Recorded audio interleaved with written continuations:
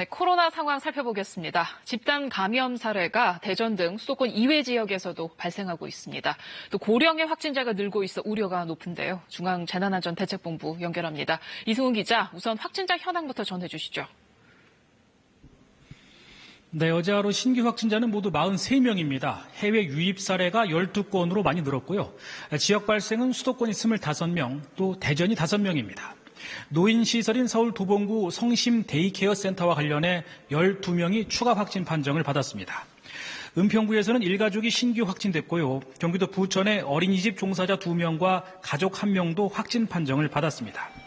또 서울 지하철 2호선 시청역에서 일하는 안전관리요원 3명이 확진돼 역에 대한 긴급 방역 작업이 이루어졌습니다. 수도권을 벗어나 대전 지역의 확산세도 심상치 않은데 이 소식은 대전에서 바로 이어서 전해드립니다. 네, 확진자 중에 고령층 비율이 늘고 있어서 걱정이네요. 네, 오늘 12명의 추가 확진자가 나온 성심 데이케어 센터. 환자가 모두 60세 이상이고요. 170명이 넘는 확진자가 나온 방문 판매 업체 리치웨이와 관련된 환자도 대다수가 고령자입니다. 방역당국이 조사를 해봤더니 최근 한 달 동안 수도권의 확진자 가운데 60세 이상 환자의 비율이 32%입니다.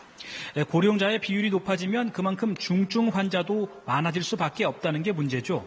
실제 지난 9일까지만 해도 10명대에 머물던 중환자 숫자는 최근 일주일 사이에 25명으로 급증했습니다. 현재 수도권에 남아있는 코로나19 중환자 병상은 48개 정도로 아직은 여유가 있는 편이지만 고령 환자가 계속해서 늘 경우 감당하기 어려워질 수도 있습니다. 따라서 방역당국은 전국 단위로 중환자 병상을 활용하고 일반 음압병상에 중환자용 장비를 설치하는 방안도 추진하기로 했습니다.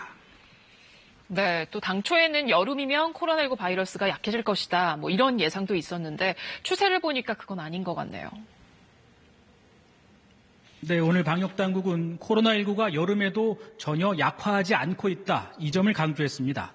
세계 각국의 봉쇄가 낮아지면서 재유행을 하고 있고 겨울에 접어든 남미 지역에서도 감염이 확산하고 있다고 설명했습니다.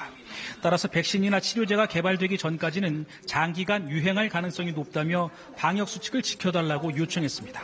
또 최근 중국 베이징에서 확진자가 늘고 있는 것과 관련해 방역당국은 현재까지는 우한시가 속한 후베이 성과 같은 입국 제한을 고려할 수준은 아니라고 밝혔습니다.